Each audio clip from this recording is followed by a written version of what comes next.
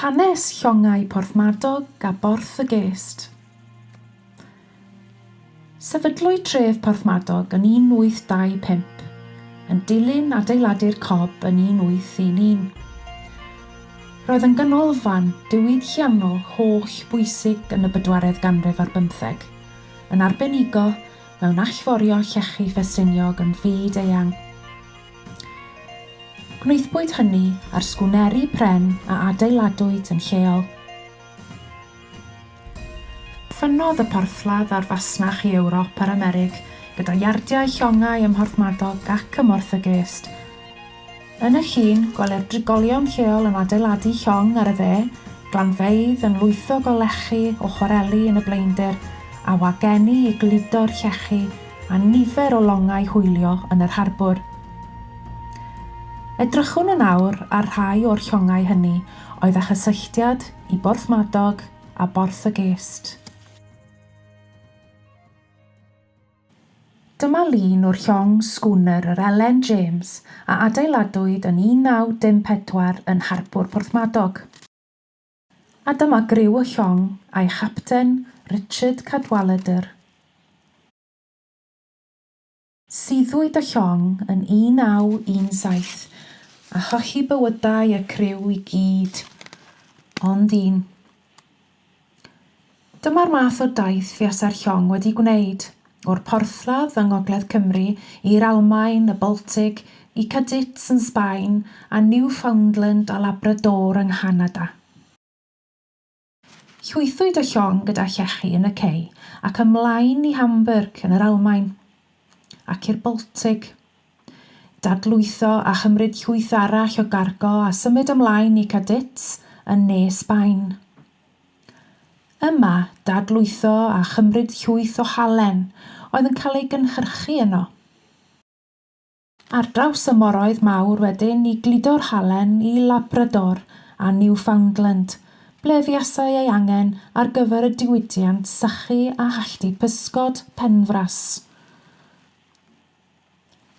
Byddai'r llongau yn cymryd llwyth o gargo o bysgod a hwylio yn ôl i'w dadlwytho mewn porthladdoedd yn môr y canoldir. Ac i sefydlu'r llong, rhoi balast, sef pentwr y gerrig gro, rwbel neu dywod, yng ngwaelod o llong a hwylio yn ôl i Gymru. A dyma lun o long a elwyd yn Cadwaladr Jones. Adeiladwyd ym Borth Y Gest yn 1878 a suddo yn 1933. Capten y llong oedd John Cadwaladr, sef tad capten yr Ellen James.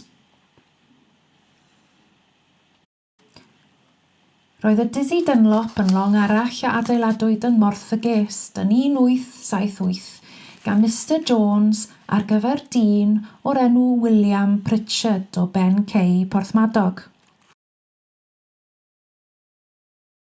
Hwyliodd i lawer o lefydd gan gynnwys y rhai sydd wedi cael ei nodi ar y rhestr yma.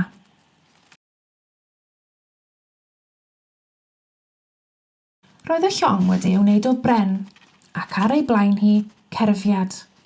Cerfiad o ddynes, sef gwraig perchenog chwarae lechi yn Blaenau Ffestiniog. A'i henw hi oedd Daisy Dunlop. Roedd yn gyffredin iawn creu rhain a'i gosod ar flaen y llong i rhoi lwc dda iddi. Blaen ddelw oeddent yn galw rhain. Cerfiwyd anifeiliaid neu ffigurau oedd yn symbol a chysylltiad a hanes neu phwrpas y llong.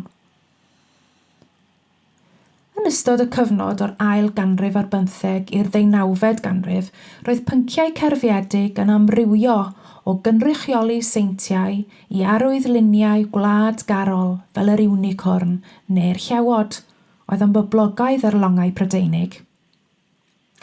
Ond dyn o griciaeth cerfiodd blaen ddelw'r Dizzy Dunlop, sef Sean Edwards, crefftwr medrus iawn. Daeth dyddiau'r Daisy Dunlop i ben yn 1890 pam darodd i fewn i greigiau ar Silff Atherfield ar Ynys Wyth. Roedd yn arferol i llongau oedd wedi dod i ddiwedd eu hoes cael ei gwerthu i ffwrdd i'w ailgylchu, a dyna ddigwyddodd i'r llong yma. A dyma hysbyseb am ocsiwn y Dizzy Dunlop, gyda chargo o 198 tunnell o lechi ffestiniog arni. Ond yn ffodus un o'r eitemau a chybwyd oedd y blaen ddelw cerfiedig gan Siôn Edwards o Gricieth, sydd i'w gweld tan heddiw yn amgueddfa llongdrychiadau ar Ynys Wyth. Yn anffodus, roedd llongdrychiadau yn gyffredin yn y cyfnod yma, a dyma rhai erthyglau papur newydd sy'n dangos y dymweiniau lleol. Ond pam bod yna gymaint o llongau yn suddo? Yn lleol, y mae Ceredigion ceir sarnau sy'n ymestyn allan i'r môr, ac aeth nifer llong dros y blynyddoedd i drafferth ar y sarnau hynny. Dyma fap o Ogledd Cymru sy'n dangos lleoliadau Bai Caernarfon, Môr Iwerddon, Bai Porthmadog a Bai Ceredigion. A dyma leoliad y sarnau, sarn fadrig, sarn bwch neu sarn bwlch a sarn gynfelyn. Ffurfiwyd y sarnau yma yn ystod oes yr Iâ, a mae'r cribau caregog yn aml yn ymestyn sawl milltir i'r môr ac yn achosi rhwystyr peryglus i llongau. Felly, fel gwelwch o rhestrau llongdrychiadau ar y map, mae yna lawer wedi suddo o ganlyniad i'r ardaloedd creigiog yma.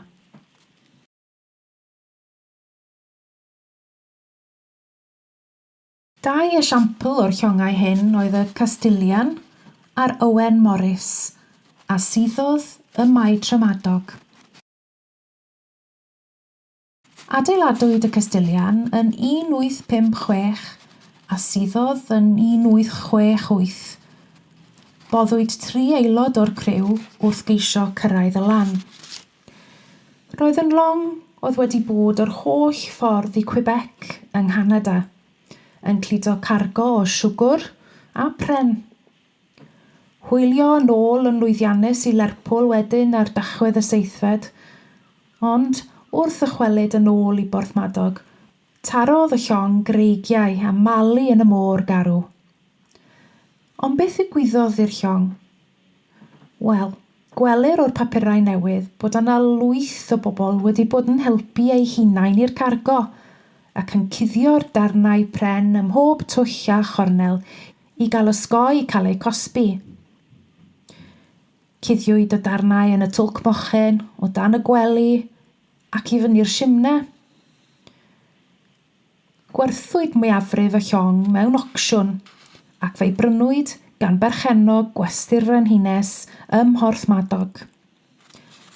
A dywedir bod yna lawer o gelfi tu fewn i'r gwesty wedi ei adeiladu allan o bren y Castilian. Hanes llongdrychiad y llong Owen Morris. Sgwner 3 mast oedd y llong yma a adeiladwyd ym Porthmadog yn 1891. Roedd yn long oedd yn masnachu yn rhyngwladol, yn cario llechi i Hamburg, halen i Ganada a physgod i Genoa. Yn 1891, daeth ei siwrna i ben wrth ychwelyd mewn balast ar ôl dod yn ôl o Genoa. Aeth i drafferth oedd y greigddi yn Cricieth a malwyd y llong yn deilchion yn y storm. Mae yn y ddarn o'r llong i'w weld yn yr amgueddfa môr ym Porthmadog.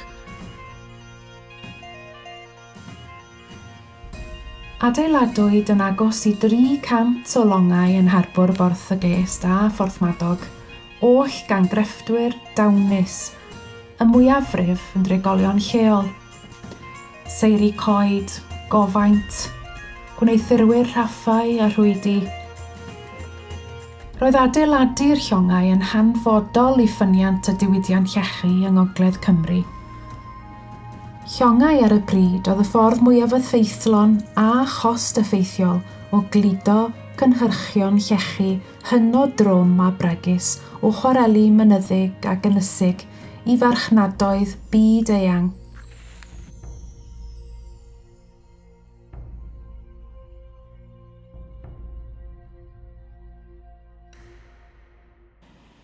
Dirywiodd y fasnach adeiladu llongau ac allforio llechi adeg y Rhyfel Byd Cyntaf a chludwyd y llwyth olaf o Porthmadog yn 1947.